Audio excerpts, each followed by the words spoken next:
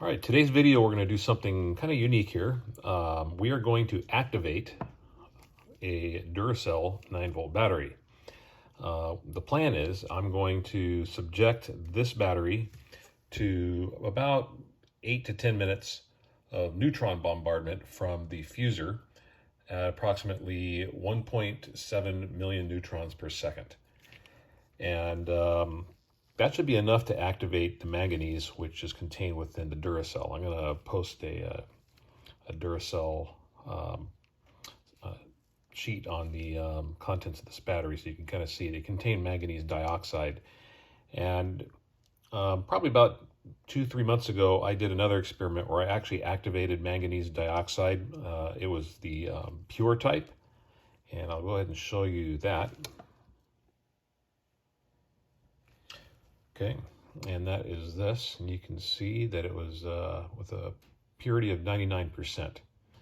Now, the Duracell manganese dioxide, if you ever open these things up, they're just kind of a mush of a bunch of different things. I mean, manganese dioxide is in there. It's a really nasty black stuff, but it's got some sort of gelatinous electrolyte mixed in with it. I really don't know what all that stuff is, but I'm sure on the Duracell spreadsheet, it'll kind of explain more what that actually is. I'm not really too worried about that. The main focus is activating the manganese dioxide in this battery without taking it out or processing it anyway, in the same fashion that this was activated. So I'll kind of replicate the same activation experiment using the fuser that I did with this, and but with just the battery. So let me go ahead and show you how this thing is going to be placed in the moderator next to the fuser.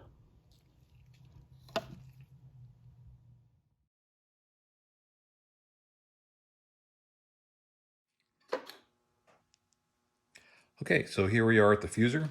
The fuser is contained within the lead box here, as previously explained in the other video. And about 17 centimeters from the fusion grid in the center of the fuser is the neutron detector tube, which you can see here within the moderator. So I have a little bit of moderator space, so I'm going to take the battery. This is exactly where it's going to go. And we're going to go ahead and put the lid on this, just like the other video.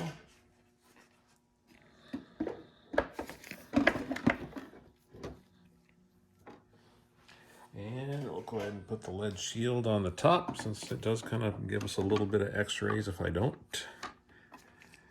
And I believe that's it.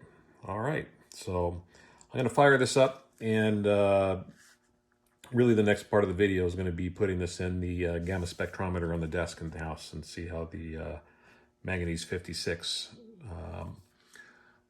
shows up on the spectrograph. Now what we should be looking for is a peak of 850 kilo electron volts like the other video, and let's just hope that happens.